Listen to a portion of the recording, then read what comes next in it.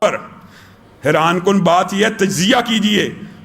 آپ سے غلط بیانی، میں ویسے ہی غلط بیانی نہیں کرتا، آپ میرے اتنے قریبی اور محبوب ہیں، میں نے آپ سے جھوٹ کیوں بول رہا ہے؟ یہ بیماری، اس کی شرح اموات صرف 3% ہے. اللہ کی قسم جائیے اٹھائیے، یعنی 100 میں سے 3 بندے، 100 بندے کو بیماری لگ جائے اس میں سے صرف 3 بندے مرتے ہیں، باقی 97 بندے خود بخود ٹھیک ہو جاتے ہیں. کس چیز کا خوف جان بوجھ کے پھیلایا گیا؟ اس سے زیادہ ریشو شرح اموات کی ڈینگی کے اندر اور بعض علاقوں میں انفلوئنزا سے ہوتی ہے. یہ وائرس کے اوپر اتنا یقین، یہ وائرس کے اوپر اتنا اعتماد، میرا جسم میری مرضی والے کو. جب ہم پڑھ قرآن یہ بات کہتے تھے وَقَرْنَ فِي بُيُوتِكُنَّ، اپنے گھروں میں قرار پکڑو.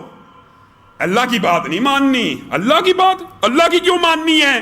یہ ایک حقیر سی اللہ کی مخلوق وائرس، اللہ کا انکار کرنے والے اس وائرس پہ ایمان لے آئے، گھروں میں گھسے ہوئے ہیں، تالے کنڈیاں لگائی ہوئی ہیں، وائرس پہ ایمان ہے، اللہ کی بات پہ یقین نہیں. اللہ کہتا تھا گھروں میں ٹک جاؤ، قرار پڑو، پکڑو، تب مولوی کا مذاق اڑایا جاتا ہے یہ جی، کیونکہ یہ اصل میں مادہ پرستی کا دور ہے.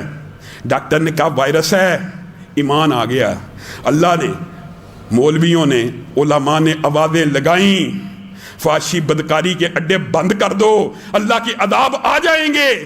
تب ان کی آنکھیں نہیں کھلی. بتائیے کون سا ایسا اینکر آج ٹی وی کے اوپر بیٹھا ہوا ہے 15 دن سے صرف ایک ڈبیٹ مسجد بند کر دو؟ یہ کیا بکواس ہے؟ کسی ایک اینکر نے کیا بدکاری اور فحاشی کے اڈے بند کر دو؟ کس نے کہا ہے؟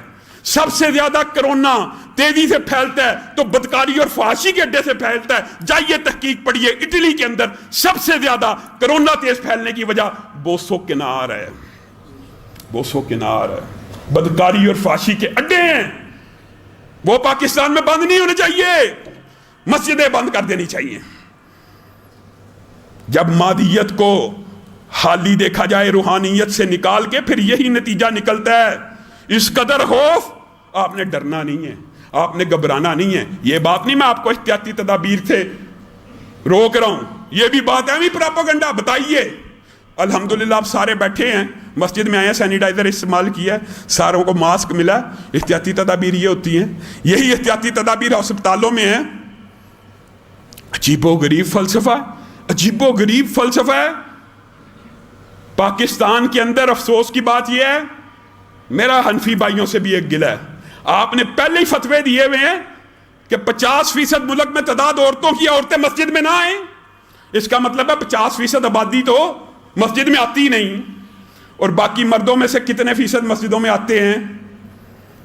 اگر آپ صحیح اعداد و شمار کا اندازہ لگانا چاہیں گے نا تو یقین مانیے دکھ اور افسوس کی بات ہے 10% سے بھی کم لوگ ہیں جو مسجدوں میں آتے ہیں، اور ان مسجدوں کے پیچھے لٹھ لے کے پڑ گئے ہیں. جن بازاروں میں، جن اداروں میں، جن ریلوے اسٹیشنوں میں، جن اڈوں پہ ملک کا 100% طبقہ کھڑا ہوتا ہے، اس کو بند کرنے کی فکر نہیں ہے.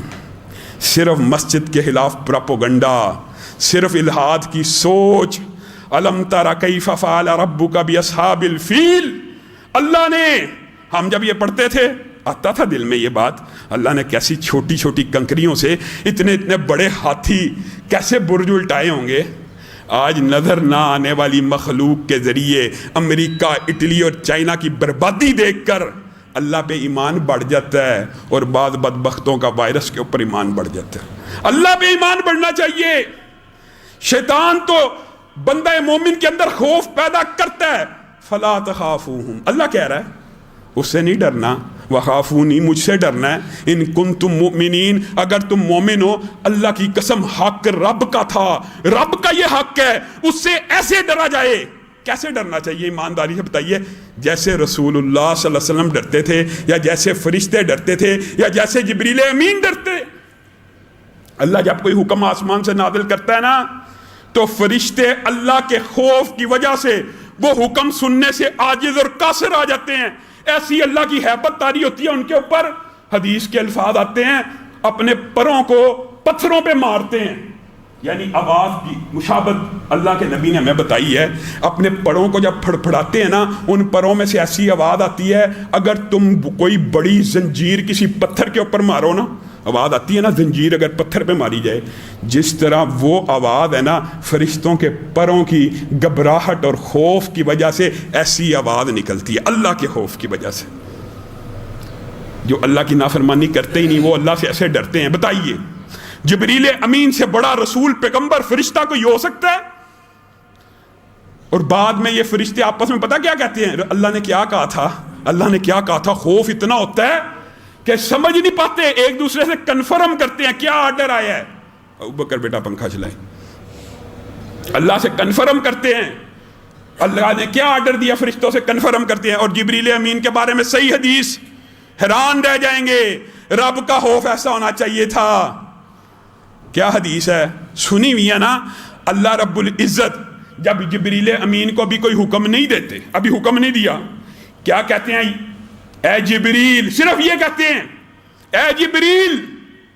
تو جبریل اللہ کی آواز سن کے، اللہ کی ندا اور پکار سن کر اتنا اللہ کا خوف محسوس کرتے ہیں کہ ان کے وہ 700 پر، جن میں سے ایک پر زمین و آسمان کی مسافت سے بھی بڑا ہے، وہ 700 پروں والا جبریل امین صرف یہ لفظ سنتا ہے اے جبریل، تو ان کے پر خوف خدا کی وجہ سے سکڑنا شروع ہو جاتے ہیں. اتنے